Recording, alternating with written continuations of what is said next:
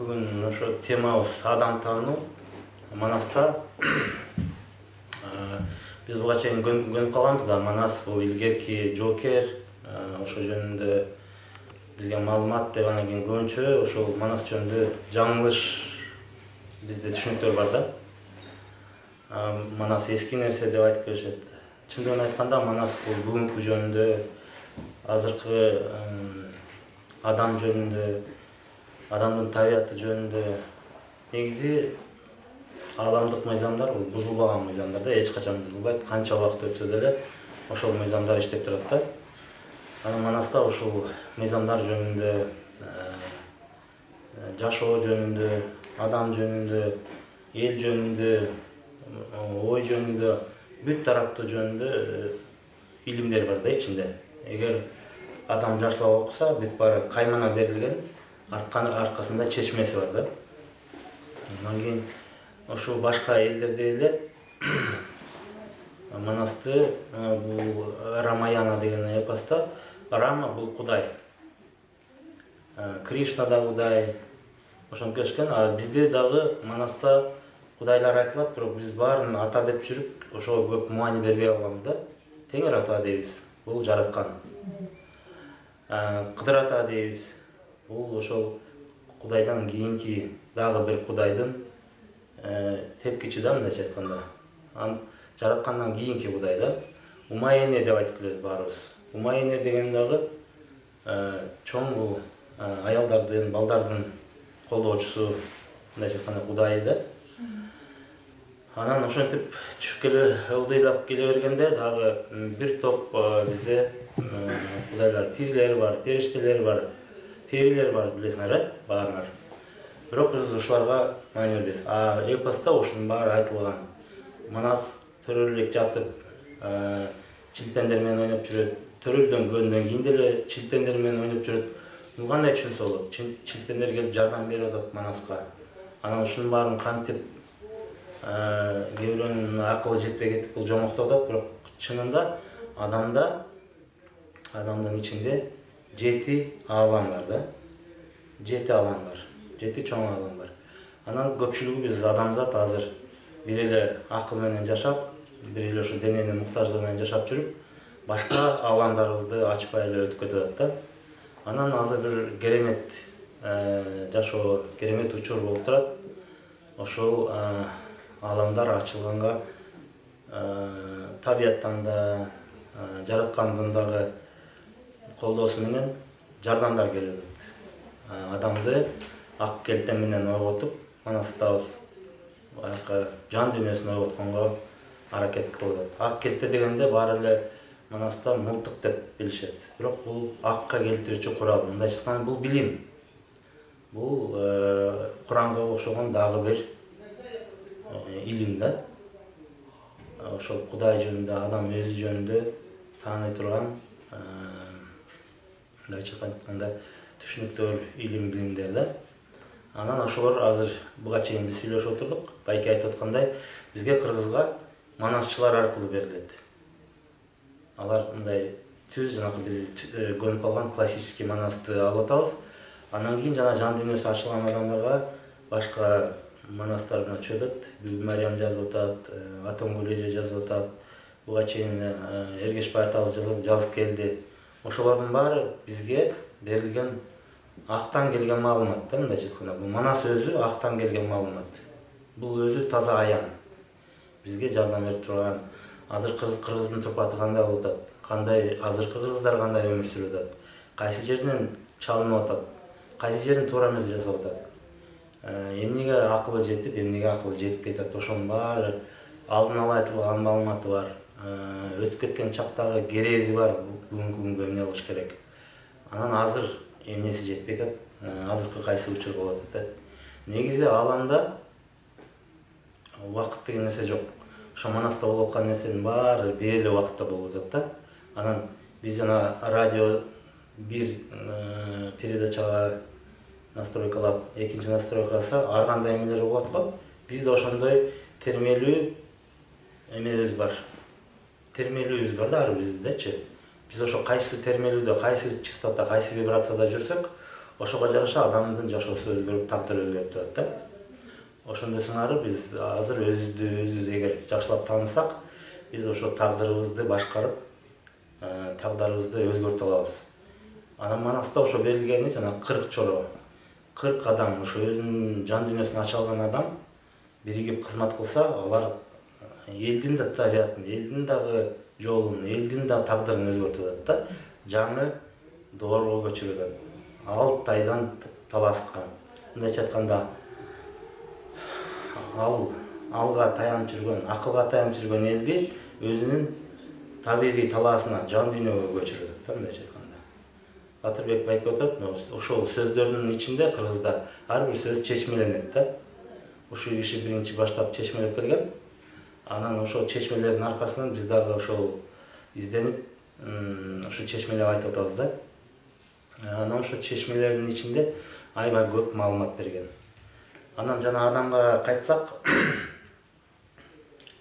бизде ошол башка аламдар менен байланышып турган өзүнүн мүмкүнчүлүктөрүбүз бар да.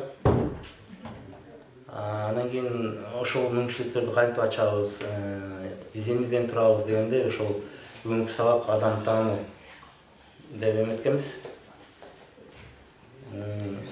Адамдын канча катмары бар, кайсы катмарларды биз тааныйбыз, кайсы катмарларды биз тааныбайбыз да. Негизи биз азыркы адамзат бир эле катмар, бир эле денеси менен эле, акыл менен эле жашап жүрөт да, мындайча айтканда.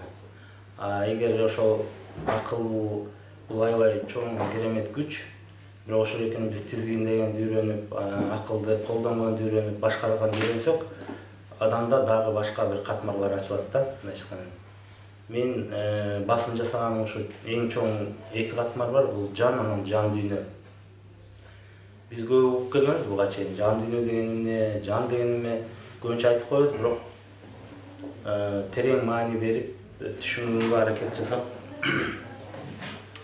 адам барбы жокпу билбейм, бирок баягы жаныбыз кыйналганда, жан дүйнөбүз кысылганда изденип, адам ушу жан дүйнөсүнө кичине көңүл буруп баштайт экен да.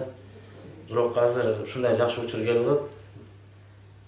Бирөөлөр кыйнап, кыстап, оору сыркоо менен ачылса, азыр адам жөн эле изденип, ошо ачып алса болот да. Эгер адам өзүнүн жан дүйнөсүн укканды билсе, өзүнүн жанын укканды билсе, ушундай сезимтал болсо, сезим туюму менен эсептешип иштешсе, анан ошого эмне тоскоолдук кылып атат дегенде, биздики азыркы адамдын акылы аябай күчөп кеткен да, акыл аябай ишмердүү.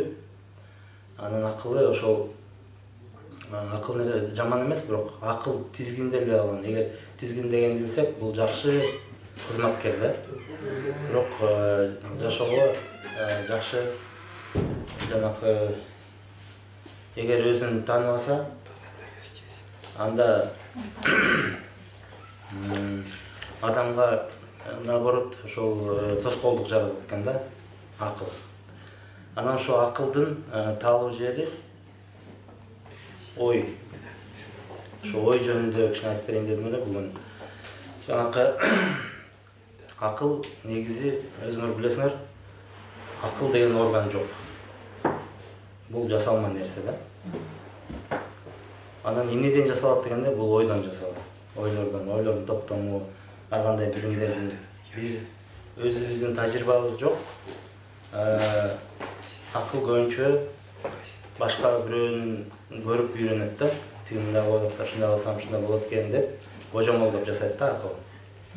Китептен окуп жасайт, бирок китепте кандай, анан жашоодо башкача болот, Китепте биз, например, ошо акылыбыз менен жакшы жагын көрүп калышыбыз мүмкүн. Жалаң жаман жагын көрүбүз. Акылыбыз кайсы эмеге эметип турса, болуп турса, ошол жагын көрөбүз да. Можете на улице поговорить или?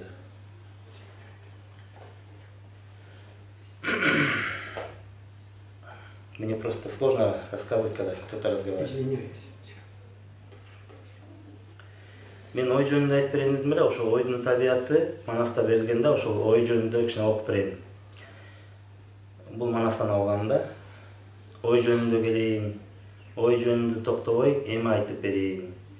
Жер аландын баарысын башаламан чаң кылып, Алмадай башты маң кылып салып жүргөн ой деди.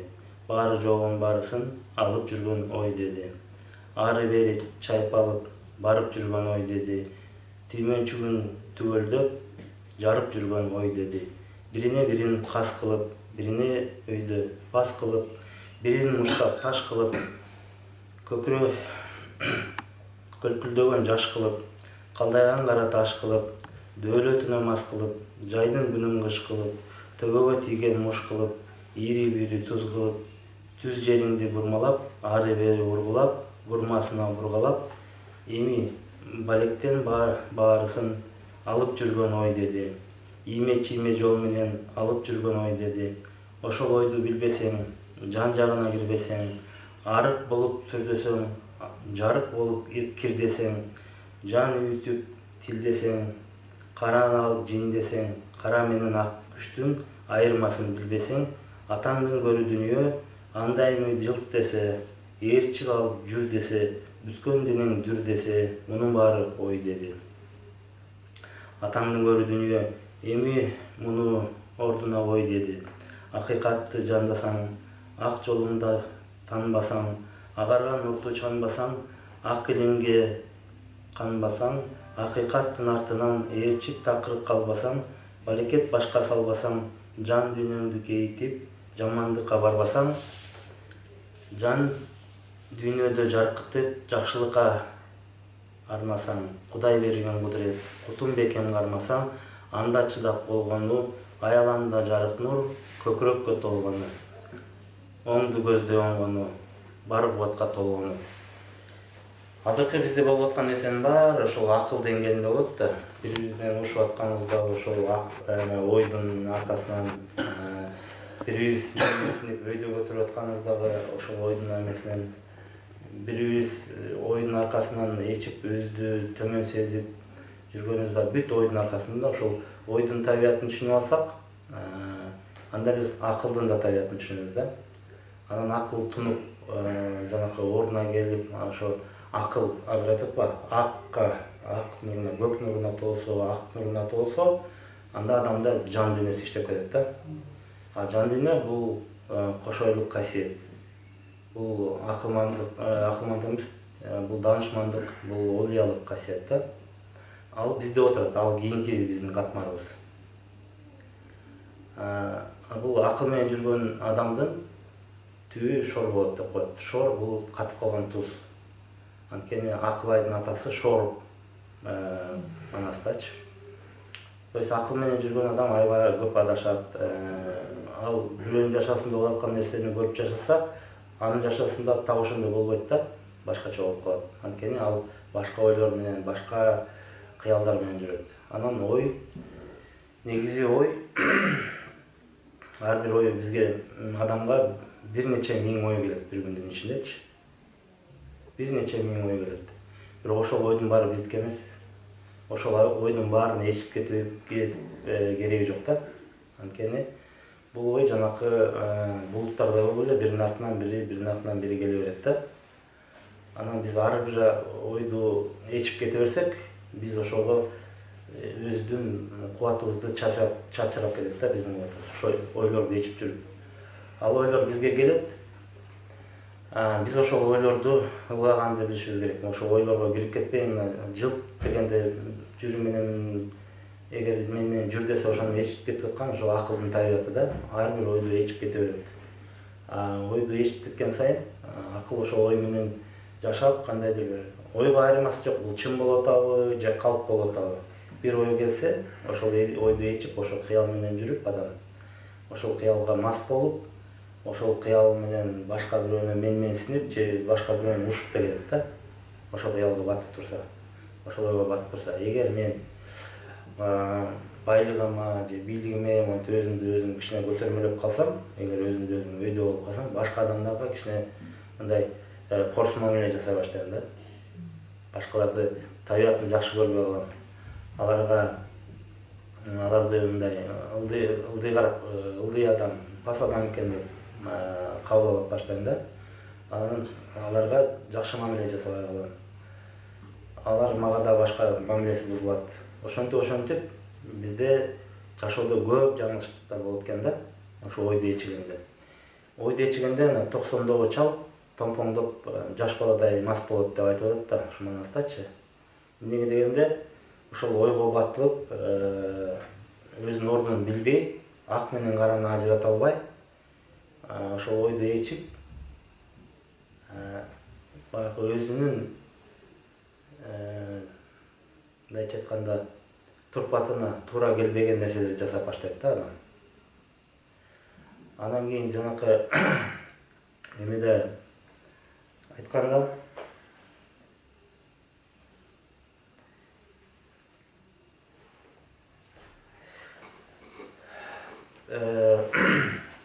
ой ошо көп учурда ой бизди жаңылыштырат экен да. Эми ошо ойду ойлого кирип кетпей, анан Манас ата кой кайтарып отуруп, анан кийин бөөрү келип бир козуну көтөрүп кеткенде артынан ээрчип барып, анан 40 эмеге үңкүргө кирип 40 чилтен атага кезип атат да.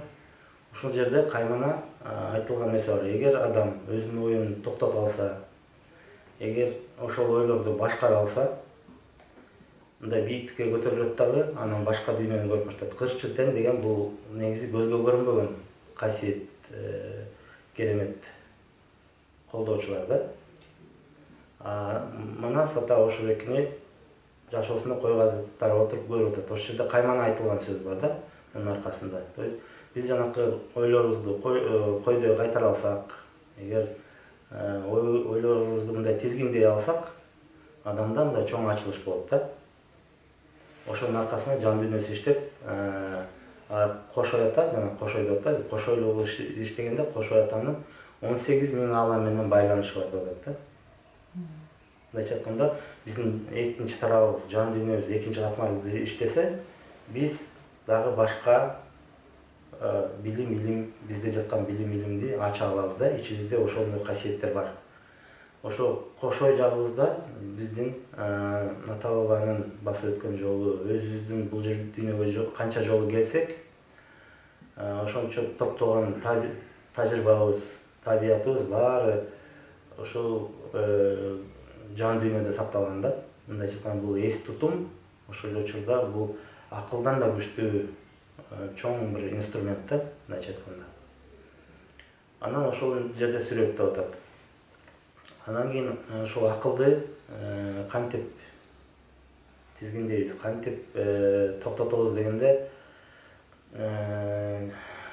эр сыргакты кичинекей кезинде 9 жашар баланы Марк бири ата алып барып окутуп, ошо үңкүргө отургузуп, тунугга отургузуп атат да. Мындайча айтканда, жанакы биз өзүбүздү байкаганды үйрөтүп атат. Ошол жерде отурат. Анан айтып атат, ошол жерде сүрөттөп берет. Сыргак ата ошол акылын, оюн кайтарып отурганда, биринен арты бир аргандай түрлүү ойлор келет да. Анан ошол ойлорду ээчибей коет да. Улам бирин кагып, мындай алыстан карап турат. Биз ошол экени үйрөнүшүбүз керек да. Мен бул жердемен, ойлорум өзүнчө. Мен ой эмесмин, мен жанмын деген түшүнүк болуш керек да адамда. Ошо мен жанмын деген түшүнүк келгенде, ой менен экөөнүн ажырымы башталат. Анан ойлорду байкап баштаганда ойлор да азаят. Ойлор азайып, анан ойлор токтогондо ушундай адамда бир жарык күйөт, ичинде жан дүйнөсү болот. Ошо жан дүйнөсү болгондо адам ошо башка деңгээлге чыгат дагы, ушул дүйнөнү өзүн көргөн көзү менен, жаңы тунук көз менен көрүп баштайт да. Мындайча айтканда, ошол жанакы сыйкырдуу, мындайча айтканда, процесс ошо жанакы тунуудан болуп атат да. Мындайча айтканда, тунуу деген бул ошол эле жана биздин ата баба ушу табиятка чыгып, жан баштап жатып эле тунуп, үйрөнүп, ошо акылын тундурган да. Анан кандай тундурабыз дегенде, ошол күндө өзүбүзгө бир убакыт бөлүшүбүз керек да. Ошол жалгыз калып, мындай тыныч жерге отуруп, ошо биздин ичибизде кайсы ойлор кайнап атат, кайсы эмоциялар кайнап атат да. Мындан тышкары, ойдон тышкары дагы бизде бир топ кыялдар бар. Мындайча айтканда, эмоциялар деп коебуз. Бул кыжырдануу, менменсинүү, тарынуу, тарыныч, Түрлүү эмелер бар да. Анан ошол эклерди биз эгер ички назарыбызды ошака буруп, ошолор бизде бар экенин көрүп, мойнубузга алсак, ошол азайып баштайт да, ошол нерсе. Ошол азайган сайын адам бир жакшы кубатка толо баштайт. Жашоосунда эме башталат. Мындай бир жеңилдик пайда болот да жашоосунда адамдар. Жеңилдик пайда болот. Адам көп күлө баштайт. Көп ыраазычылык билдире баштайт. Ошо негизи дагы бир метод бул ошо ыраазычылык билдирүү. Негизи биз ошо азыркы адамзат ыраазы болгонго ошо унутуп калабыз да. Мындай келген нерсени мындай бул эме келе турган нерсе деп эле кабыл ала беребиз. Ушундай эле болуш керек депчи. Чындыгында баардык нерсе бул Кудай берген кут, береке, ырыскы. Ошого рахмат деп ыраазы болуп жашаганды үйрөнгөндө, ошо ыраазы болгон адамга күндө берип турат да адам. Кудай таала. Ыраазы болгон адамга кайра ошол көп бар нерсеси көбөйө берет. Жок деп ыраазы болбой, нааразы болуп жүргөн кишиге жалаң ошондой тартат. Жалаң сыноо тартат да. Акылдын табияты ушундай. Анан ошон үчүн биз жаңы ошо акылды тарбиялап, ошол экени түшүнүшүбүз керек да. Анан жанакы адамда ошол негизи биз 12 жашка чейин ошо балдарыбызды тарбиялашыбыз керек. Ак менен караны ажыратканды үйрөткөнүнчү. Ак менен караны ошол ажырата албай, жана коңурбай деген жана биздин ичибизде жүргөн ошо сапаттар да, мындайча айтканда. Бул башка адам же башка улуттагы адам эмес, ошо биздин отурган жаман сапатыбыз, эң кара жагыбыз да. Эгер адам ак менен караны ажырата албаса, коңур деген бул ак эмес, кара эмес, мындай орточо бир түс да. Анан кийин ак менен караны тааныбаган адам бул кайдыгер адам болот да. Көп нерсени туура түшүнбөйт, туура кабыл албайт. Эмне жакшы экенин билбейт, эмне жаман экенин билбейт. Атасы Алооке, Ооке. Оома киши болот. Бүгүн бирди айтат, эртең башканы айтат. Минип жүргөн аты Алкара. Алкара. Орусча айтканда он черный или дагы бир алдын бир аты бул күч. Черная сила. Кара күч деп айтса болот да. То есть алга бул жанакы ошо адамдын кара жагы. Эгер ошол экени туура түшүнүп кабыл алып, ошо кара жагын агартканга аракет кылса адам, ал адамда иштебейт да, бул жок болот мындайча айтканда. Ошо кара жагын агартканга адам аракет кылыш керек. Нескара бул менменсинүү, эго деп коет, азыр эго деп аябай чыгат, эгону кантип сындырабыз, эгону кантип жеңебиз депчи. Бул эго деген бул ошол акыл жарата алган дагы бир жандык, же катмар деп айтсак болот. Нескара, жок караны издей берет башка адамданчы, тиги мындай экен, тиги жаман экен, тиги кыйын болуп калыптыр депчи. Баарына сын тагып, ошол жанакы көкөтөйдүн ашына келгенде биздин баатырлардын баарын карап туруп, анан алардын баатырлыгын жокко чыгарып, биякта биз менен тең тайжылаша турган киши деле жок экен. Тиги кош аята карган киши экен, 85-90 дүйнөгө чыгып калган адам экен. Колу бутунун баарын сары суу басып, көзүн чылпактап, уйкусу келип отурган абышка болуп калыптыр деп анын баатырлыгын жокко чыгарып коет да.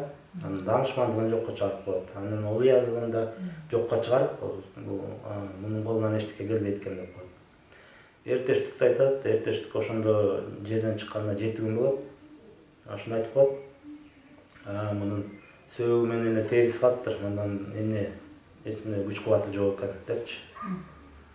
Анын да жокко чыгарып коет. Ошентип батырлардын баарын жокко чыгарып, анан кийин баягы чак-челекей салып, кыргыздын күлүк атын сурап, маникер деп бизге бергиле депчи. Конокко келген киши тартуу сурап атат да, мындайча айтканда. Бул болгон иш да. Конокко келген киши этин жеп, тамагын ичип жөнүнө кете берет, батасын берипчи. Алар болсо бизге тартуу бергиле деп чак-челекей салып, этин жебей, иттерге ыргытып, ушинтип кыр көрсөтүшөт да. Бул адамдын ичиндеги сапат. Жанакы акылга, байлыкка, бийликке менменсинип калганда адам ушундай бир эме ушундай сапат пайда болот. Башкаларга ушинтип кыр көрсөтүп, мындай өйдө жанынан карап, кагып силкип мамиле түзүп калат да, анан жаңылат жашоодон. Анан туура эмес эмелерден сыноолорго калат, ден соолугу жабыркайт. Ошентип Нескара, бул Нескара. Нескаранын аты Чабдар. Нескара болуп жүргөн адамдын акылы мындай чапкылап эле жүрөт да. Бир тиге илешет, бир буга илешет, тигиге тийишет, баарына кийлигишет да мындайча айтканда. Ошол акылар чапкылап калган акыл бул жанакы ат минип жүргөн аты менен чечмелер атат да. Анан кийин Жолой. Жолой бул жанакы жел ойлорго баткан адам. Жел ойлордун пири Жолой деп атат да. Бул жел ой деген бул жанакы иллюзия деп коет. Жок ойлорго адам көп алып, мындайча мен мындаймын, мен тиги жанакы эгонун дагы бир түрү. Ошол кыялдарга мас болуп, өзүнчө бир жана жан дүйнөнүн максаттарынан жашабай, өзүнүн жанакы жашоодо акыл менен тапкан максаттарга көп көңүл буруп, адам ошол жака умтулуп эмет баштайт да. Чөйрөнү жакшы андабай калат. Бизки азыркы адамзат Жолойдун кебетесин кийип жүрөт да. Үй алам, машина салам, машина сатып алам, үй салам, машина сатып алам, 1 ай алам, 3 ай алам дегенин баары бул ошол жанакы ойдон чыккан, жел ойлордон чыккан максаттар да. А негизи биз ошол акыл эмеспиз, негизи биз дене эмеспиз, биз жанбыз. Ошол жан, ошол денени жанакы жети катмарыбыз, мындайча айтканда ошо жан аркылуу кызмат кылат да.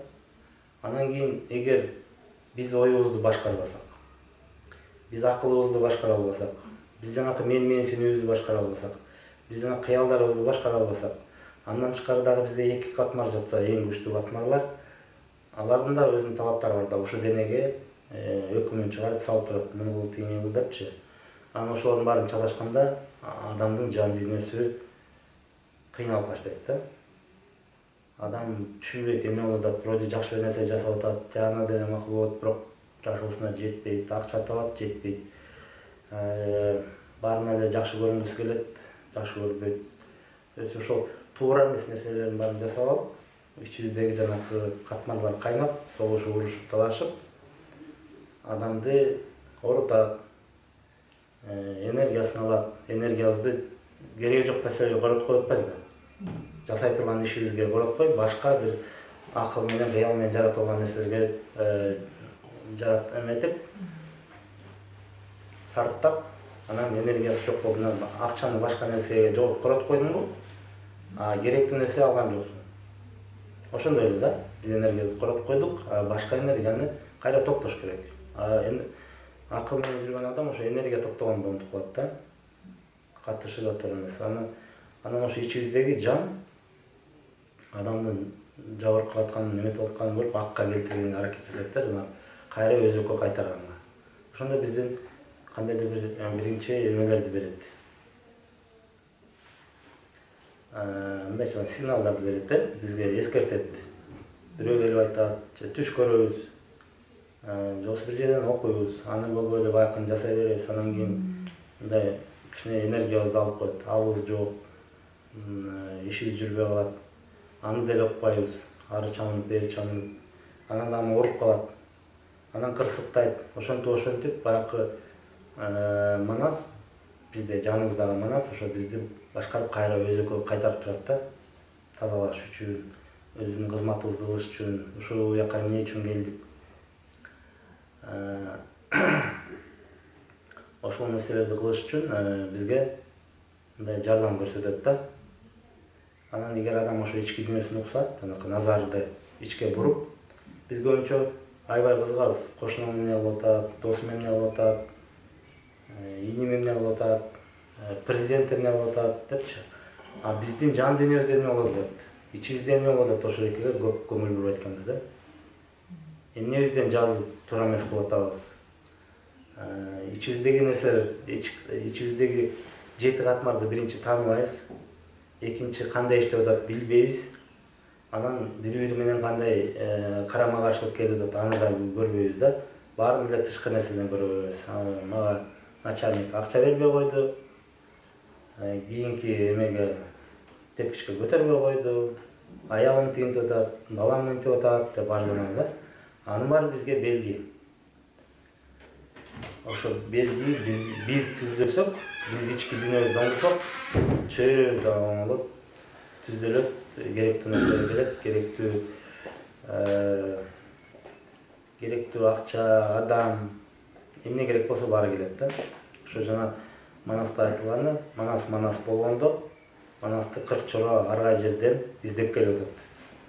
Бири-бирин көргөн эмес, тааныбайт, бирок жана ички туюм сезим менен те Алтайда жүргөн Манасты бияктан Таластан Бакаята издеп барат. Кошоята көрөт ошо мындай бала жара болуп атканын. Ошентип чоролор арга жерден келип издеп келишет да. Ошондой сыяктуу адам дагы өз кубатына толсо, өзүнө керектүү адамдарды таап баштайт да. Кайсы энергияда жүрсө, ошондой энергиядагы адамдарды таап баштайт. Мындай айтканда. 7 катмар жөнүндө айтып бересизби? Эми 7 катмарды башка китептерден деле окуп жүрсөңөр керек. Мен жанакы эң токтолгонум 3 катмарга басым жасап атам, анткени ошо 3 катмарды түшүнгөндөн кийин адам өзү жан дүйнөсү менен берки катмарларын өзү көрүш керек да. Мен айтып берсем, ал дагы бир акылдын фантазия болуп, ар бир адам өзүнө жаратып алат да, ар кандай нерсени. Ошо сезим туюмду укканга адам, жанакы жан дүйнөнү ороткондо сезим туюм менен жашап калат адам. Акыл менен жашабай, ой менен жашабай, сезим туюм менен жашаш керек. Сезим туюм менен жашаган адам адашпай жашайт да, мындайча айтканда. Биз көбүнчө жанагы китептен окуган нерсеге ишенип атабыз. Бирок биздин жан дүйнөбүздө библиотекадан көп маалымат бар да. Ошо маалыматты алып чыгарып, колдонгонго мүмкүнчүлүгүбүз бар. Бирок ошону колдоно албай атабыз да, мындайча айтканда. Эгер ошо адам өзүндө жаткан, өзүндө жазылган, өзү ошону басып өткөн катмарларын кайра көтөрүп колдоно алса, бул ошол жанакы тирүү сыйкырчы, тирүү Манаска айланат да. Баарыбыз Манаспыз мына. Баарыбызда Манас бар, ошол Манасты ишке салыш керек болот. Ошол Манас биздин денебизди тандап келип отурган бияка. Анан бизди күтүп атат колунусун.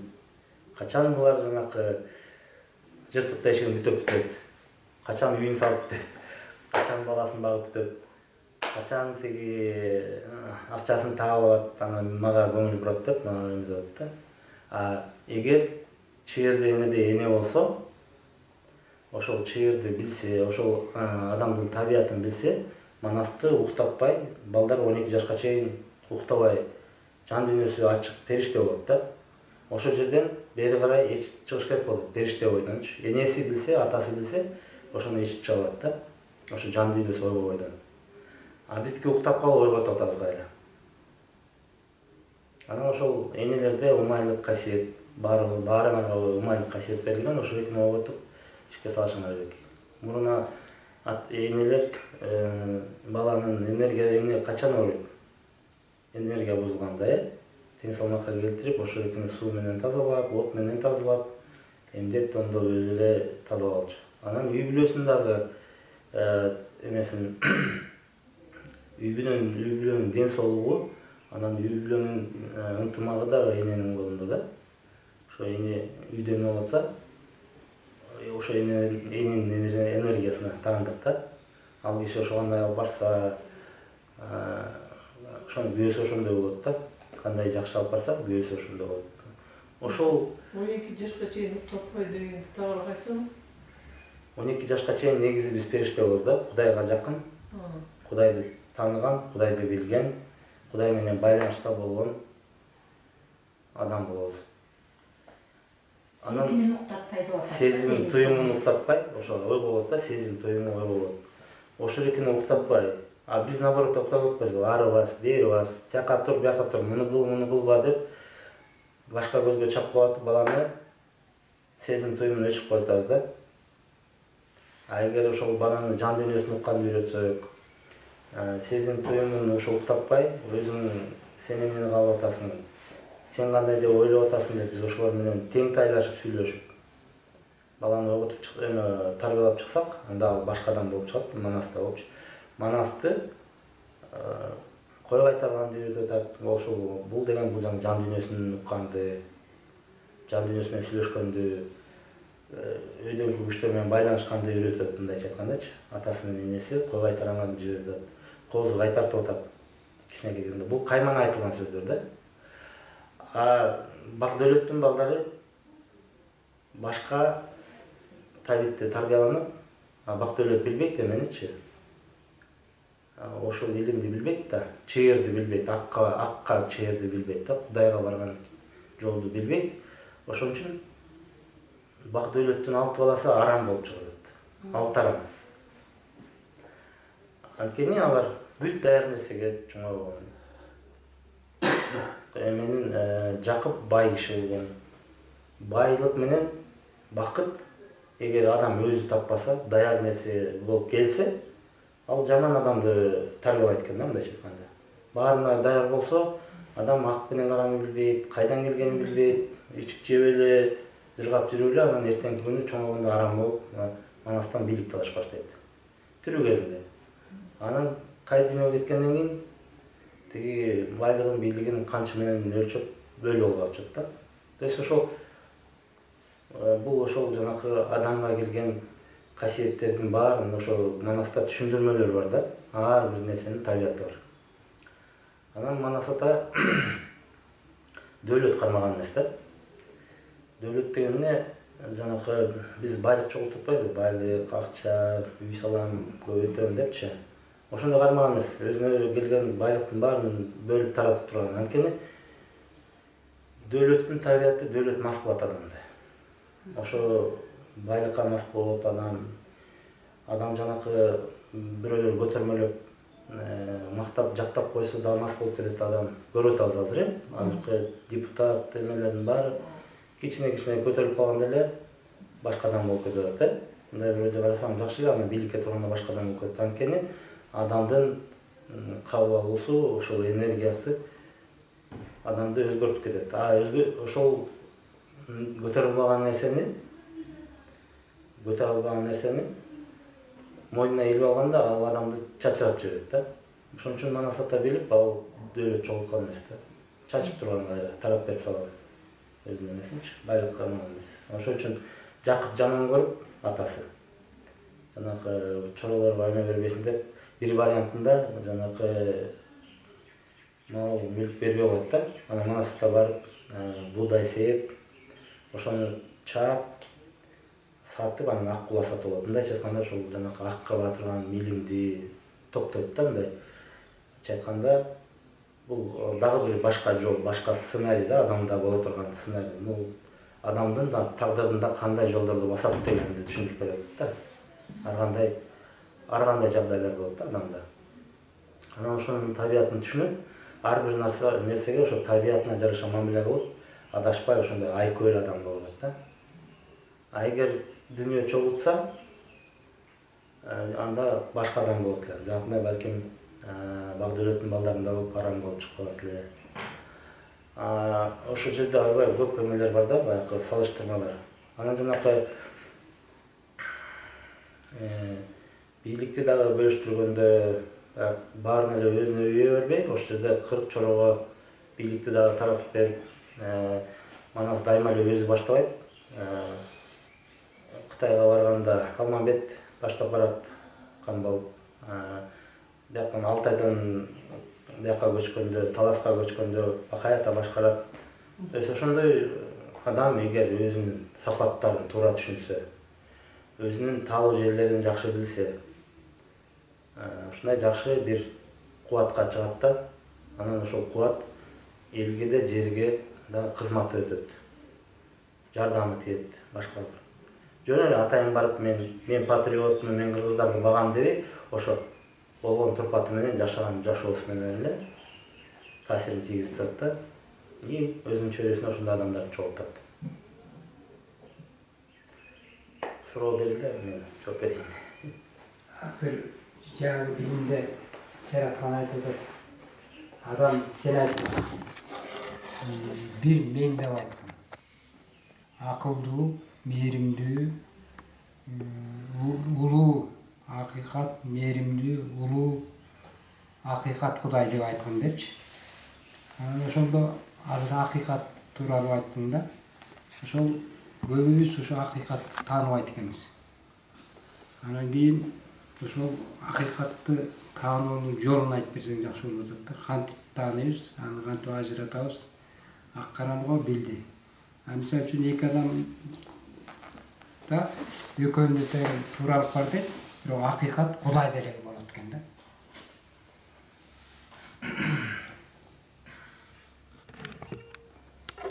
Жана биз айтып атабыз, акка болгон жол ак деп негизи кыргыздар жаратканды ак көк деп айтат кыргыздар. Ак көк. Ошол ак көккө болгон жол жан. Ошол эле ак көк биз издеп жүргөн бизде отурат да.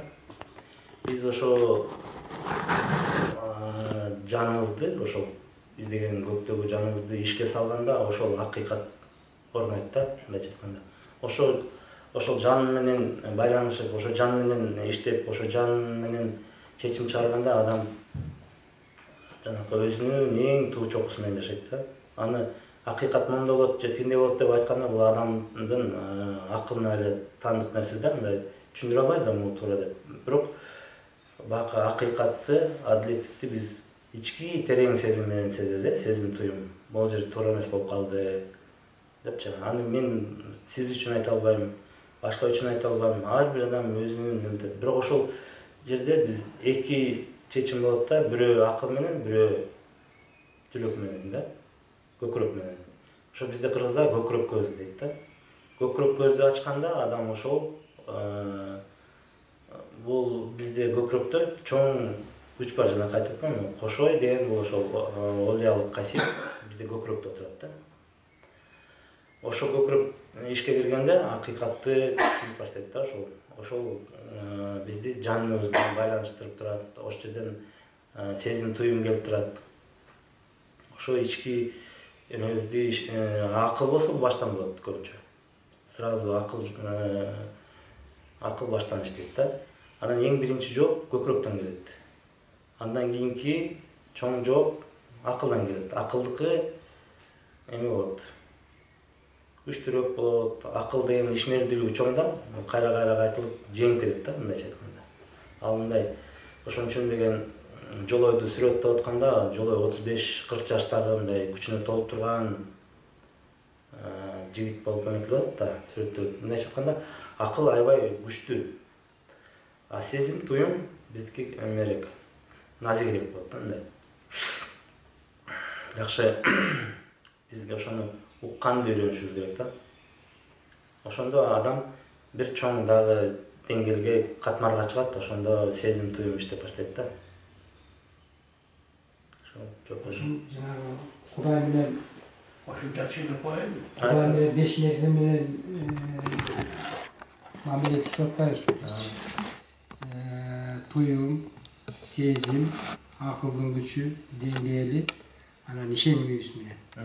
Анан ошондо акыйкат Кудай болгондо ошол сезимибиз, туюмубуз, жанагы көкүрөк болгондон кийин ошо дилибиз, ниетибиз, пейилибиз менен ошол жерден өзүбүз изденип таап алсак болот экен да. Ооба. Биз жанагы акыл аябай майдалап жатпайбызбы? Негизи мындай бир чоң түшүнүк. Мен ошо наоборот майдалаганга аракет кылып атам. Анткени биз майдаласак, акылдын эмеси жок да, мындай аябай көп ыкмалар бар да бизде адаштырыш үчүн. Акыйкат 4 сөздөн турат. Байке да. Биринчиси о. Экинчиси и. И деген уй сүтүн бербей атса, толпокту салсаң ийет. Мээримин төгөт. Желимде эмне болсо бар жогун берет. Сүйүү, мээрим. Ошону акка и дейт. Ка деген бул зат, нерсе. Же болбосо түз барынча да каба деп атпайбызбы? Ка, тело, ба. Тело ка болуп катып калды, таш болуп калды деген сөз. Ошондогу ка деген сөз. Oşonu yet, oşonu ak deyt, iyi deyt, ka deyt, et deyt, hakikat deyt.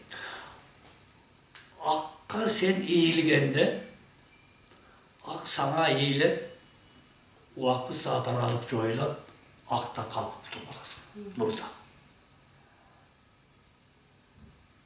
Sözün özünde dur. Başka sözlerde aytın, anın öğrenim sözleri. Kava bolganda sözüne taşka barıp atışatты. Anın iki manisi var. Anı sözsüyle biz barıp anı İslamcılarda şu odasına da Tuğra, taşka barıp. Taş barıp kaladı. Katı. Katıp kaladı. Oşo yerge barıp, oşonu tanıp, oşonu görüp, jamanlık kılsa, yaşı odağı törelgenden kayış bir oğaça bir kakal jamanlık kıla turgan bolsa, oşonda kava olup, bağ olup, kava olup kalış yönünde var ata yerge. Oşo okku yok bolup atatalarda. Misal üçün, buna, yıldız menen taştın ne ayırması var? Ne? Yıldız menen taştın. Yıldız menen Yıldız nur çıgarat eken. Nur çıgarat da. Nur bizdin içi olup atat. Kudaydan jarık kelip atat. Taş bolsa jarık çıgargan jok, anda dem, Kudayдын demiri var da. Anan keyin oşol sen biyaktagı özüңөн iste kavany degen söz eкен. Аны түшүnбөй эле siz aytkanday bizneske barıp kelişettir barındaç. Kava, Mekke, Madina, Musulman, İslam, Kur'an, namaz, meçit, bütkülüğünün sözü. Serkov, hram, manastır. Tiyap otel maksatка. Oşunda yol kötü. Siz kosmoska жетип калдыңыз. Moriki дене менен эметип алалы. Чоң эметип атканыбыз, силер байкелер башка деңгээлге чыгып уже баягы өзүңөр чечмелеп дагы кандай бир сабактарыңар тапкан илимиңер да бар. Анан кийин жана биз изденгени, мындай адамдар изденип атпайбы, ошол изденгенде ошо жанакы өзүбүздүн катмарларыбызды түшүнүшүбүз керек болот да. Ошол космос бизде отурат. 7 катмар бизде бар да. Ошону биз адамдын денеси аркылуу адамдын ички дүйнөсүн түшүндүрүп бериш керек болот. Көп адам ошол кайып жагын көрбөйт байбы, өзүндө отурган кайып жагын. Bir deneyimiz var, kalan 7 kayıp oldu. Oy 6 oldu. Ondan keyin ошол көзгө көрүнбөгөн нерсе да бул. Бирок бизде отурат баары. Биз ошол мындайча айтканда аябай чоң катмарларыбызды колдонбой жүрөбүз да. Биз ошол экени сезип туйганга аракет кылышыбыз керек. Анан эгер ошол 7-өнү киргизип алсак, анан биз жана манас болобуз. Биз издеп аткан манас. Анан манас ошол биз жөнүндө азыркы адамдар, азыркы кыргыздар жөнүндө болот да. Ошол жөнүндө кеп калалы. Эгер ошол жөнүндө суроо болсо, бериңиздер, мен жооп берейин. Биз жана акыл тизгиндө кайсы жерден тапсак болот, манас деп болсун. Ошол маалыматтар дагы барбы? Акыл жөнүндөчү? Ой жөнүндө окуп бердим. Акыл жөнүндө да бар, ой жөнүндө окуп бердим. Негизи акыл бул ошол ойлордун токтому да. Акыл жок нерсе да негизи. Ойлордон жаралат, ойдон турат. Ой илими деп коет. Анан кийин мурунку манастарда мындай кыска берилген да. 2-3 сөз менен, 2-3 строчка менен берилген да. Анын азыр мындай кененирээк айтып берип атканы жаңы манас түшөт. Кутман манасчы айтып атат. Орки ой илими жөнүндө мен ошактан алдым да. Анан Желойдун пири Жолой деген дагы Кутмандын манасында. Биздин манас сюжеттери баары бир болгону менен ичиндеги информация жаңыланып турат да. Азыркы керектүү малга. Анан кийин любой эле эмесин окусаңыз, любой вариантын окусаңыз, албетте өзүңүзгө таандык бир керемет касиет ачылат да. Ошол жерден суроо табылат. Анан өзүңүз да манас. Өзүңүздү окусаңыз, андан көп информация ачылат да. Эң жакшысы ошол өзүңүздү тааныганга. Биз манас айтылган ушу биз ушундай болуп каларыбызды, айбанбоз минип, жанакы жалаң эле дененин муктаждыктары менен жүрүп каларыбызды да билип, ошонун баары айтылып, анан ошол кайра бизге жаңы манастар түшөт да. Бизде энергия түрүндө манас бар, космос түрүндө манас түшөт азыр. касиет түрүндө манас түшүп атат, башка эжелер жазат. Анан жанакы манасчылар айтып атат, алар классический манастар, аян катары. Алар өздөрү айтып аткан манасын мен ойлосом жакшы түшүнбөйт экен да. Алар жөн эле алып берүүчүлөр. Бирок ошол экени окуп түшүнүүчү мына биз да. Бирөөнү касиет ачылат, анан бирөөнү башка чечмелей турган касиеттин байке чечмелеп жүрөт. Чечмелеген кишилер көп негизи. Мен айтып берип атам ошол экени. Чечмелегендерден улуп бааркы беркине өзүм да чечмелеп, анан ошо айтып берип атам. Бирөө айтып берет, бирөө чечмелейт. Касиеттердин баарын Кудай Таала ошо биздин Теңир бөлүп берип койгон да. Урушпай, талашпай, биригип жашасын деп. Sonra böyle жалпымызға. Мен өзіме керек şu. Şiir арқылы мен өзіме керек. Ақыл деген сөзді сезімден кейінге қойылды, сезімді бірінші алып шығамыз. Біз оқыған барлық теория источниктерде ошондой. Бирок кыргызда акылман деген сөз бар. Акыл деген секи сөздөн чыгат экен. Анан мына биз тунук отурабыз. Тунук отурганга акка илинебиз, акыл болобуз. Акка илинебиз. Ак чексиз ааламды кармап турган жараткандын өзү. Ошого илинебиз, ошону ак дейт, ил дейт, акыл дейт, кыргыз тилде. Анан ошондон кийин биз манга келебиз. Акка илинип, анан ман болуп, акылман болобуз. Мен суроому дагы бердим силерге, өзүм билген жоопту дагы айттым. Ушуну кийинки жолу ушуну талкуулашалы. Баарыбызга керек.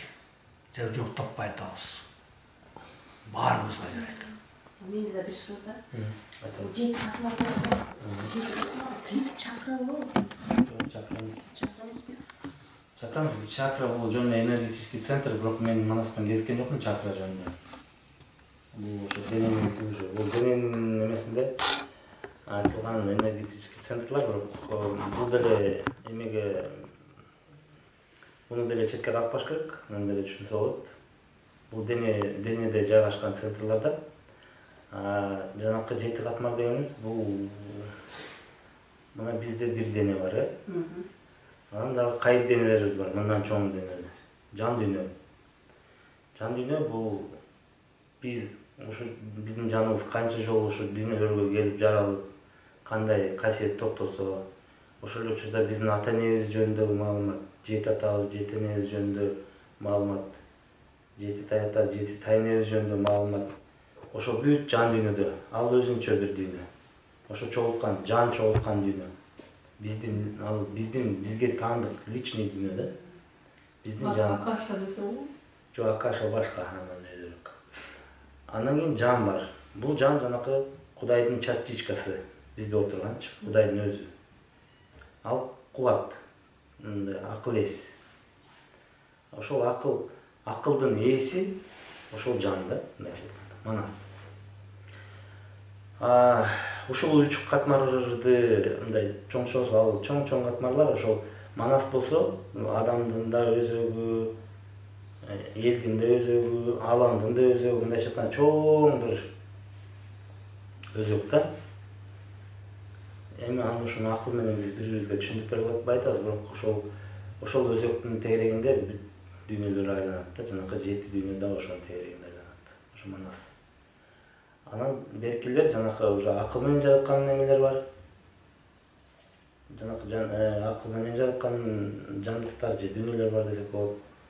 Ошондой немелер бар да.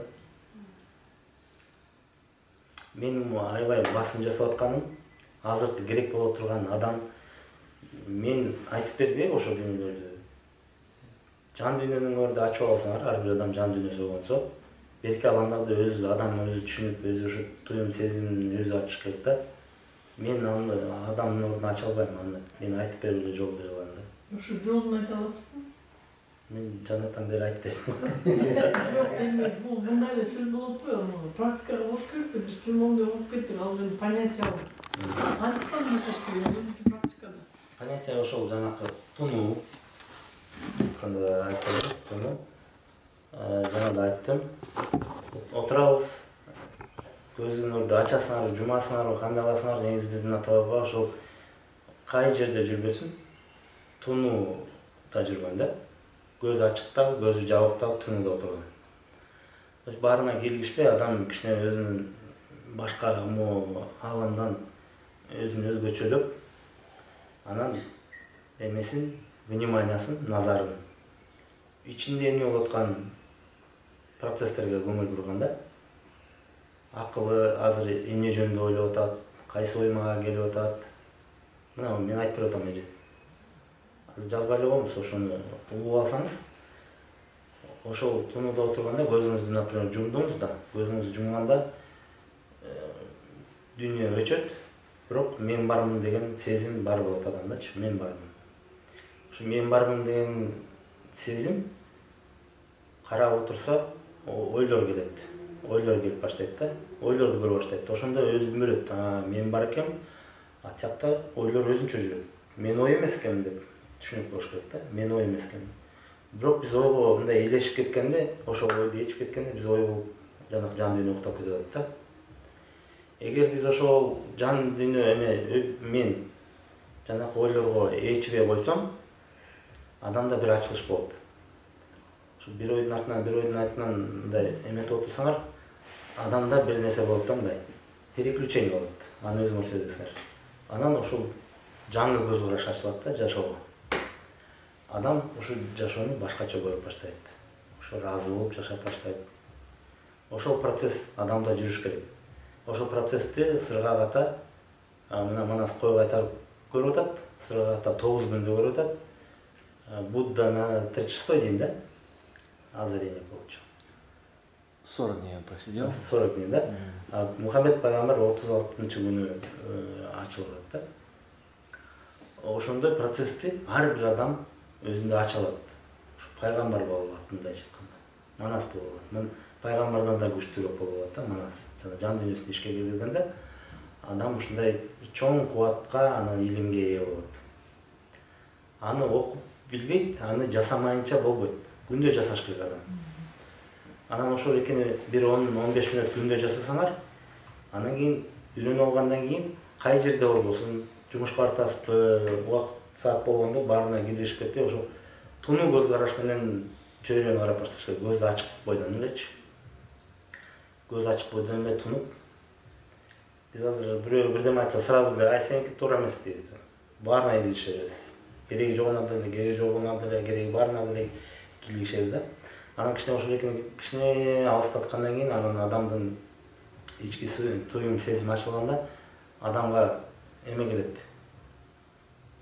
Олуял касиет келет. Бул мага тиешеси жок экен, бул мага тиешеси бар экен. Бул адам жана өсүүдө жүрүп туруп ушундай энергия менен жүрөт экен деп анын энергиясын көрүп баштайт да.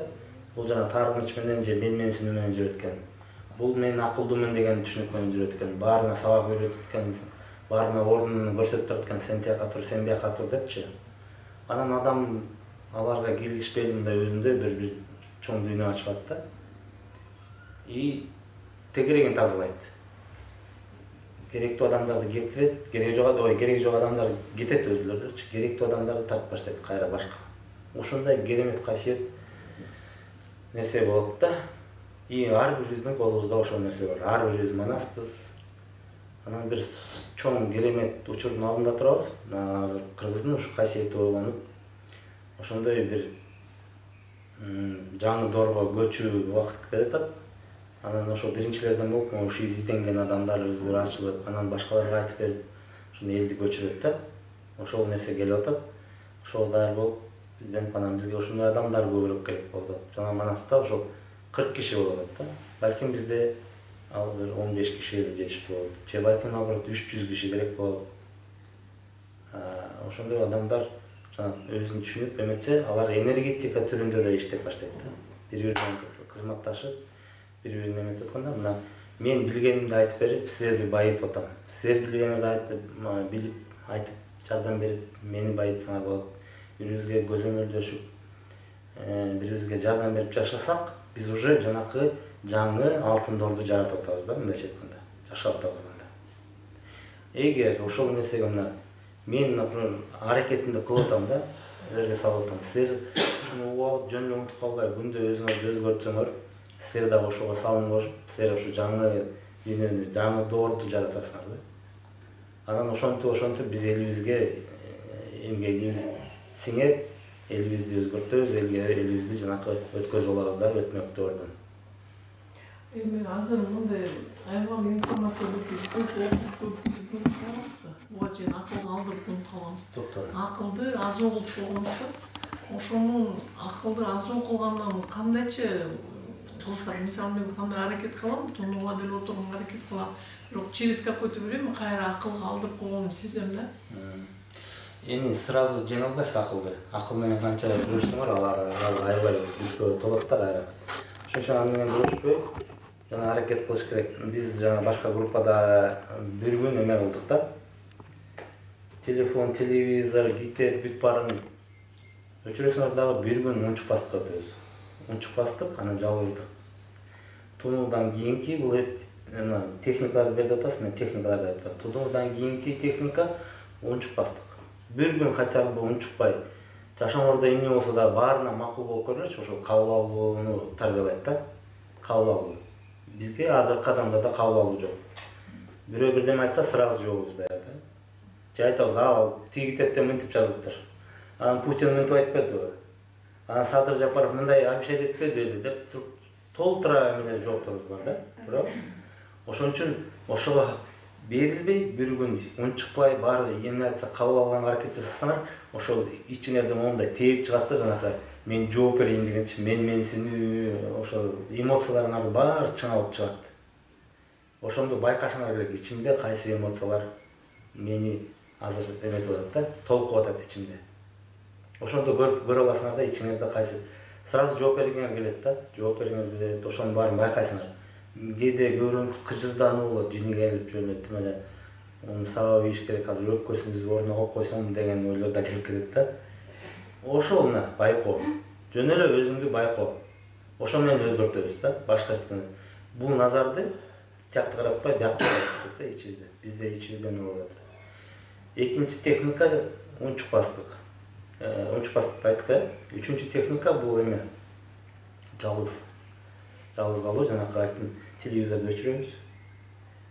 Телефонду бир күнгө өчүрөбүз. Аракет кылабыз эч ким менен эметпе, кызматташка барганда, эгер кызматташып калсак, анда минимальный сөз менен жооп берип, же мындай кагазга жазып жооп берип, мен бүгүн орозо карматам болсун деп. Аракет кылып көргүлө, мына жайнаган сөздөр ичиңерден моундай ойлор, эмелер баары эметет, бирок ошону байкаш керек. Кандай менде энергиялар бар экен. Мына ушундай эле оңой эле. Мындай айтканда оңой. Мисалы мен өзүм жөнүндө айтайынчы, мисалы мен күндүз азыр өзүм менен жашайм. Мен кечинери келет да, кол бошойт. Анан мындай жалгыз болгондо менде ашык деле ой жок, өзүмдү өзүм эле алам да. Бирок кечине жатканда ушуга өзүм буга чейин маани бербептирмин, мен акылга жол берип койгон экенмин да. Мисалы мурун жаш кезимде боло турган, эртеңки боло турган жумушумду же бир серьезный бир нерсе болсо, ошонун баарын акыл менен ордоруна коюп, анан кийин ошону ишке ашырчумун, ошонун баары орду менен болчу. Ошондой мени өзүмдө сезбей келгем да. Азыр эми ошо күндүзүн өзүм эмете алам уже. Кеч келгенде ошол өнөкөт болуп калган да. Кайра акыл, аны менен канчалык эме кылсам деле уже каяктан акыл кирип калганын өзүм бат эле кайра акыл кирип калат да. Ошонун жолун айта аласызбы? Эмне кылгыңыз керек өзүңүз? Эмне кылгыңыз керек атат? Түн ичинде акылды токтоткум келип атат. Уктай албайт. Уктай албайт. Ошол мыслине ошол эмелерди, ойлордун баарын таштап жатыш керек да. Ойлорду алып жатсак, таң атканча биз менен башыбызда иштеп чыгат. Эртең менен анан уктабаган кишидей болуп, таң атканча тойдо отурган же бир жерде жүргөн кишидей болуп турасыңар да. Ошон үчүн мыслине сразу балким болбойт, бирок мыслине ошол акылдарды таштадым, эчтеке жөнүндө ойлогом, кеткенде да келгенде да ойлогом деп ташташ керек. Бул силер привычка кылып алгансыңар, ошол акылыңар эметет да. Анан кийин буга эме расслабление керек да. Денени бошотуп, ошо денени жана эмелердин баарын жана мурун аутотренинг жасачу эмеспи? Денелерди бошотуп, бутуңарды өйдө ар бир нерсеге көңүл буруп, денени бошотуп жатканга аракет кылыңыз. Такыр болуп өтсө кечинде жатарда бир чыны бозой чалып жатыңыз. Ой, жакшы. Кыргыздык оңойлуу. Бозой ичип туруп жатсаңыз уктайсыз. Катуу алкоголь ичсеңиз кыйналып каласыз. Бозой ичиңиз. Акылды иштетпей отуруп ачуу. Анда жан үйүнө иштеп калат экен да. Ошонун баардыгын түшүнүп атабыз да, бакытыбыз жеткен, баарын түшүнөбүз прям по полочкам. Но ошону иштете албай атабыз. Жок, керек болсо бирөөнү да үйрөтө алабыз, бирок өзүбүздүкү Эмне бул практика кылмайынча өзгөрбөйт да. Биз көп группаларда азыр эмеге жүрүп атат. Окуп алдык, мына ушул нерсе жөнүндө башка илимдерден деле окудук, китептердин баарын окудук. Такыр өзгөрүп болбой атат. Эмнеге дегенге көп группалар сурап атат да. Акыл менен түшүнгөн бул бир нерсе. Жасап ошол акылды токтоткон бул башка нерсе. То есть муну практика кылыш керек. Практика кылмайынча жанакы акылды тизгиндемейинче өзгөрүп болбойт адамдачы. Акылды ошо кантип өзгөртөбүз дегенде, акылга просто көңүл буруш керек. Акыл эмне кылып атат азыр? Биз жана айтпадымбы? Бизде, например, бутубуз, колубуз, башыбыз, көзүбүз бар, Эгер бутум тияка кетип баратса, көзүм тиякты караса, мен чалымчылгам да турабы? Ошол энергиялардын баары шайкеш болуп, баары бир жакты көздөй тартыш керек да. Эгер бутум тиякты көздөй кетип баратса, көзүм артты карап атса, колум башка жакта жүрсө, мен кандай адам болдум? Мана тетиги жинди экен дейт да, маса жинди болуп калыптыр. Деп турабы? Биз акыл деңгээлинде таза биз жинди болуп жүрөбүз. Манас жана бир болгондо чоң жинди дегенде ошо алда ошол бұрыннан төпөштөп эметкен эмелери бар да. Балдардын баарын сабап. То есть ал ошо бизди сүрөтүп атат, азыркы адамдарды сүрөтүп атат да. Эмнеге дегенде биз азыр отуруп ушул жерде отурабыз, сабак алып атабыз, бирок өзүбүздүн оюбуздан балким башка 10 жыл мурун урушкан жерде жүрөт. Башка бирөө келечекте эртең эле алсам, бүтүн эле алсам, бирдеке алсам, кызымды күйөөгө берсем деп ойлонуп турса, ушул учурчакты жоготот да. Биздин башкара турган нерсебиз мына ушул эле учурчак. Башкара эч кандай таасир кыла албайбыз да. Эртеңкиге да таасир кыла албайбыз, өткөнгө да таасир кыла албайбыз. Бирок азыр оюбуз менен эртеңкини өзгөртүп алабыз. Анан өткөндү дагы унутуп, жай-жайына коюп, кечирим сурап кое бергенди да азыр кыла алабыз да. Биздин колубузда ошо азырлыкка эле учурчак бар. Башка кыла турган инструментибиз, мүмкүнчүлүгүбүз жок. Анан эртең дагы келет да, эртең келгенде да ушул учурчак болот. Эгер эртең жүрүп биз бүгүнкүнү ойлосок, анда тиги учурчакты жоготуп калабыз да. Ошон үчүн биз жана учурчакта болгондо деп айтып атышпайбы, ошол жанакы бир эле биздин вниманиябызды, назарыбызды башкаруу жөнүндө айтып атат да. Азыр эмне кылып атсак, ошону кылыш керек. Ошондо адамдын акылы дагы, ою дагы, жан дүйнөсү бир жерде болот да. Анда ошондо баары бир жакты көздөй издеп, иштеп, адам каалаган нерсесин ишке ашырып турат. Эгер ою бир жакта жүрсө, өзү бул жерде турса, буту тияка кетип баратса, бул эмне адам болот? Кантип жашайт? Кантип анан адашпайт ал? Мындай тиянак чыгарып атам максат. Мисалы үчүн адамдын ою, сүйлөгөн сөзү, кылган иши бир болсо, анда мүмкүнчүлүккө жетип, жанагы ойлогон оюн ишке ашырат экен да. Анан ошону туура түшүндүрүп берди азырчы максат. Анан кийин биз жанагы манаспыз деп айтып атпайбы азырчы? Манас, мен өзүмдү таанылдым дейм. Тунуудан өзүмдү таанып, анан кийин өзүмдө болуп калып атат да. Ошондо өзүмдө болгондо мен чечим чыгарышым керек экен да өзүмчү. Анан чечим чыгарганда кантип чыгарам? Могул туура эмес экен деп анан кийин туура чечимди чыгаргандан кийин, кой мен денем эс алыш керек. Азыр уктайм, сезимим уктабайт, акылым уктабайт, денем уктайт деп чечим чыгарып, анан ошо чечимди азыркы ыкма менен, тунуу менен жасап кетсеңиз болот экен. Биринчи өзүңүз бияктан туура чечим чыгарышыңыз керек. Бул жарабайт мага дегенчи. Бул мурунку. Азыр жаңы доор келди деп айтып атпайбы максатчы? Азыр мен жаңы доорго өтөм деп эле койсоңуз, уже чечим чыгардыңыз да. Анан кийин ошондо Ошондо акыл уктабайт деп атпайсызбы, акыл уктабайт, дене менен уктайт деп атасыз да. Жок, мындай экен. Уктаганда акылдуу болот экенбиз, кайрачы. Акылдуу болот экенбиз, анан кийин дене эс алат экен. Эс алат экен да. Акылдуу болбосо кандай? Акылдуу болгондо көп акылдын баарын жана ойлой бербейсиз, ойлонбой каласыз. Акылдуу болуп атпайсызбы? Акылдуу болбогондо ойдун баарын ойлоп атасыз да сиз. Ошол Толгондо койт. Ал акылсыз болгон жоксуз. Акылсыз болуп атасыз. Себеби денеге эмне керек, ошол акылды колдонгон жоксуз. Практика деп атасыз максат. Туура айтып атамбы? Ушул жерден дагы туура алып койсоң. Мындай да, эми биз азыр күндүз жүргөндө акылыбызды көбүнчө пайдаланып атабыз да, акыл менен жүрүп атабыз, Анан уктаганда биз эс алабыз. Эс деген ким? Кудай, Биз жана кайып жагыбызды күч кубаттайбыз.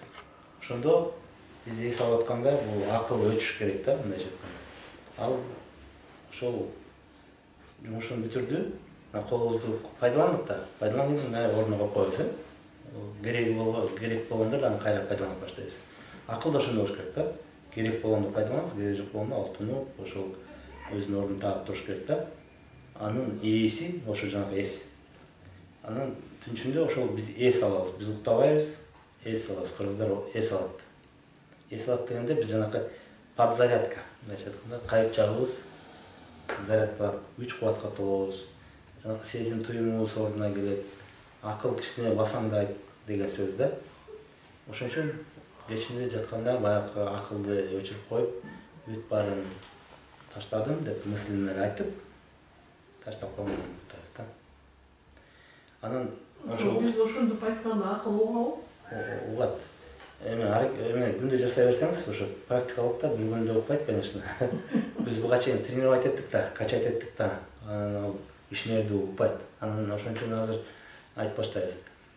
Бирок ошо уктаганга да даярданыш керек. Биз жанакы уйку келгенге чейин кечке телевизор көрөбүз, телефон чукпайбыз, ошонун баары эме. Мунун баары акыл, мунун баары мээ.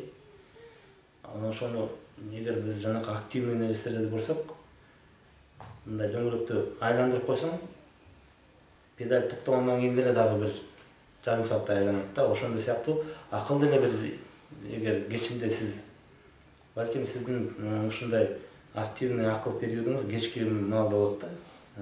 7ден, например, 9га чейин. Анан силер аны гүлөнтүп алгандан кийин, жаткандан кийин деле иштей берет да. Ошон үчүн ушул маалда силер аракет кылып тамак ичкенден кийин уже жакшы нерсе, телефонун көрбөгөнгө аракет кылып, музыка угуп, расслабляющий бирдекелер жасап даярданыш керек да уктаганга. Анан жаткандан кийин акыл укташ керек. Анан эртең менен кайра кубаттуу мындай жакшы туруп каласыз. Эгер ой бойдон жатсаңыз, ойлонуп кечке жатсаңыз, түнү бою ойлонуп иштеп жүрсө, анда дене да эс албайт, акыл да эс албайт, жан дүйнөңүз дагы эс албайт, кыйналып турасыз. Кээ бир адамдар, жана акыл менен жүргөн адамдар, миллионер, бизнесмендерге биз булар жакшы жашайт деп айта албайбы?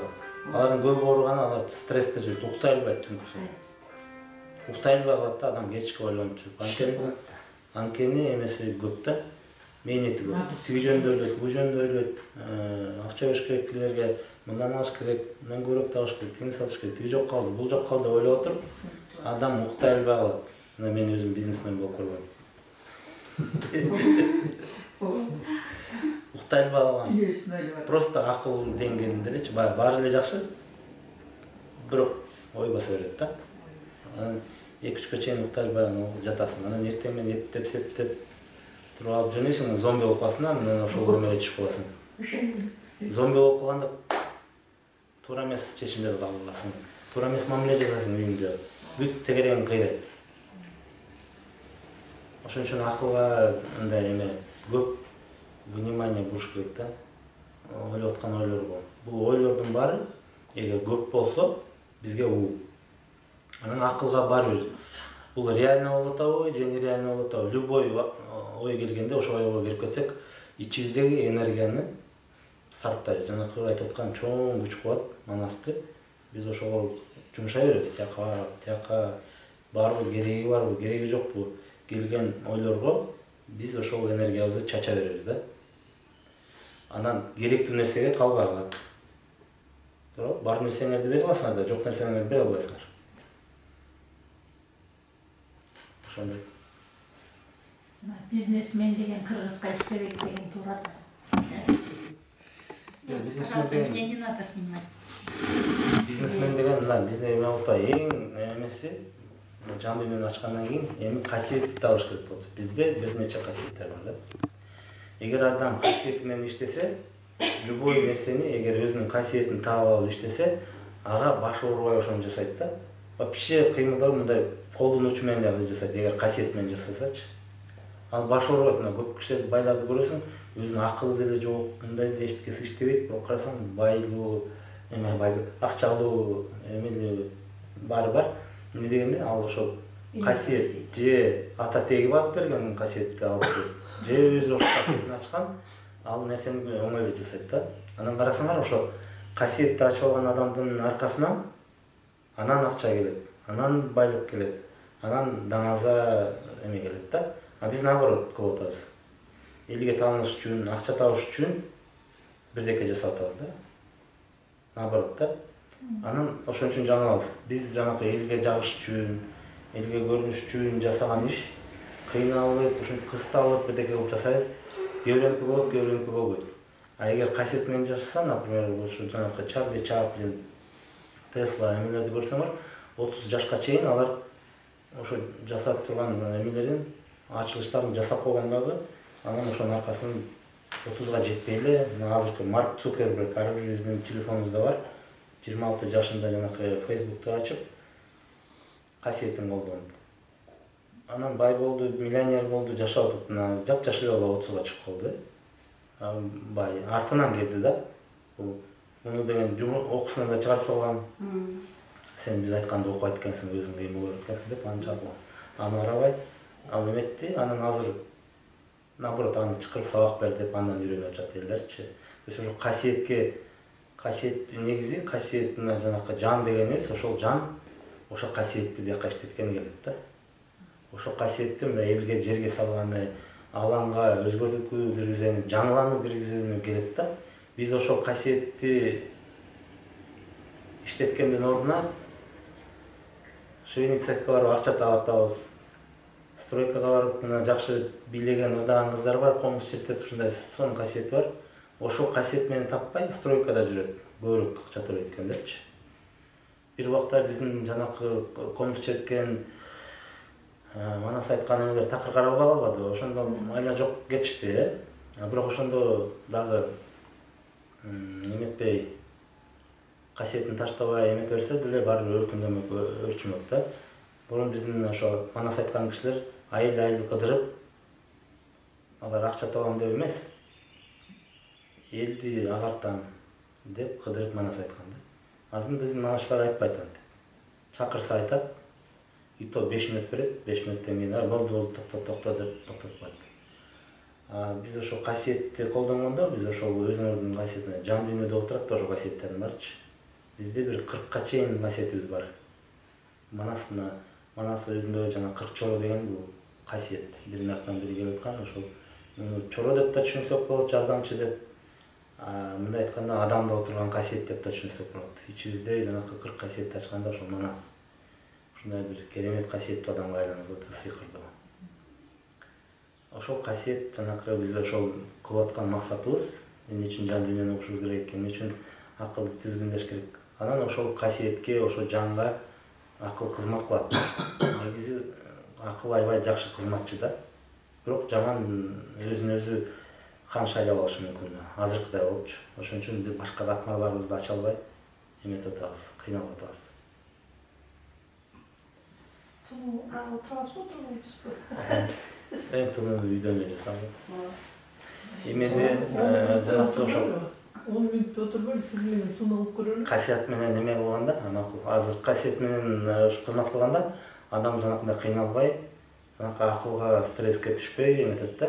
Ошон үчүн бул белги, эгер менин ишим кыйынчылык менен жасалып атса, же иш жүрбөй атса, балким бул менин ишим эмес деп адам өзүнө караш керек да. Биз болбой эле кредиттен кредит алып, Азыр карасам бизде көп апалардын үйү бар, жайы бар, күбөсү бар, баласы бар. Бүт барып кредитке кабылып, кредит деп баарын үйлөрүн камакка салып, эми чогулуп алып жүрүшөт. Эмне жетпейт ошол айылдарга? Эмне үчүн касиетин карманбай ошол кредит алып бизнес кылам деп? Бизнес кылган силерге таандыкпы, таандык эмеспи? Керекпи силерге, керек эмеспи? Туурабы? Өзүнчө да баарласак болот биз. Может выключить. Спасибо скажем? Рахмат. Спасибо.